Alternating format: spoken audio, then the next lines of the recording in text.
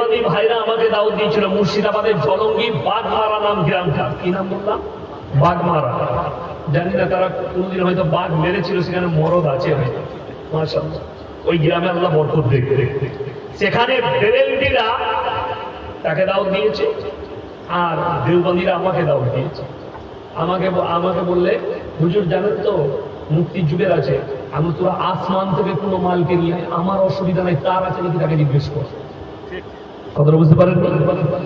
তো তারপরে দেখলাম এই ঝামেলাটা যখন হয়েছে জাহাঙ্গীরের সাথে, ওখানকার প্রশাসনরা নাকি না নিজেদের মধ্যে হয়েছে, তারা বলেছে জলসা করা যাবে না। কেন? আমি কিন্তু ঠান্ডা মাল লয়, খুব গরম মাল, আমি উল্টো পাল্টা বরদাস্ত করবো। যখনই ও গাল দিবে স্টেজে, তারপরে কিন্তু আমি ছাল ছাড়িয়ে দেব। আমি বলেছি যে ও যদি মুখ ঠিক রাখে আমি ঠিক রাখবো, ও যদি গাল দেয় আমিও কিন্তু ছাড়বো না, ও যদি আমাদেরকে কাফের বলে।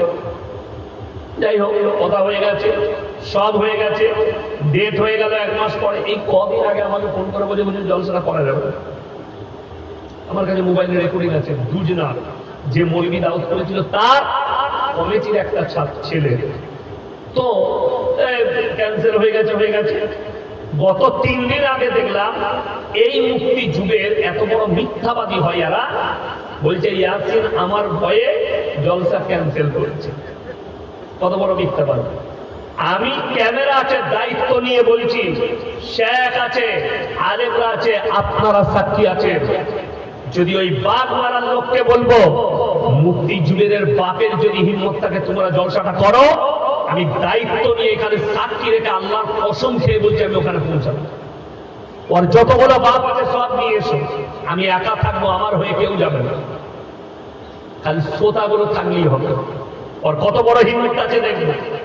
আমি কি ক্যান্সেল করবো? আমি জীবনে কোনো জায়গায় জিজ্ঞেস করি না যে বক্তা কে আছে, দাওয়াত দিবে নিয়ে নাও। অনেকজন আমাকে বলে হুজুর অমুক হুজুর আছে, আমরা খুব খেজুর রাখ আর হুজুর রাখ, আমার অসুবিধা নেই, তোর পড়বে না বা তোর হুজুরের পড়বে।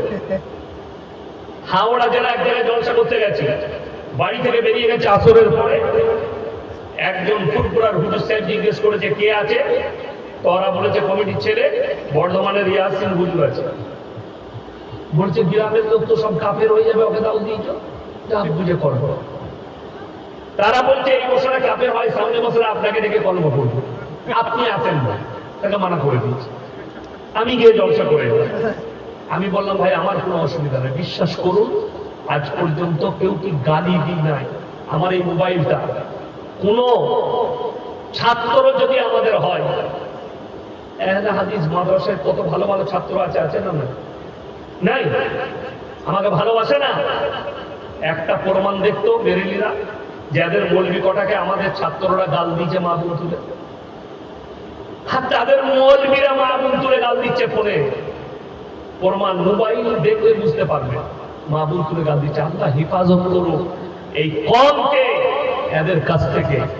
সব থেকে বড় জিনিস হচ্ছে সবাই মনে করুন আবার শিরকের পাপ কেউ করবো না, বলুন ইনশাআল্লাহ।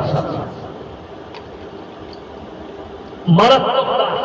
আর এই পাপে বেশি জড়িয়ে যায় কে জানে? আমার মা বোনেরা। কিছু হোক আর না হোক, ওকে যদি বলে তোর ছেলে হচ্ছে না, অমুক মৌলবি তাবিজ দিলে তোর ছেলে হয়ে যাবে, ওইখানেই পালাবে।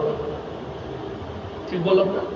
তাহলে ছেলে মনে হয় ওই মৌলবির তাবিজে হয়, খোঁজ নিয়ে দেখ আগে মৌলবির ছেলে হয়েছে নাকি, না সে বাঁচা।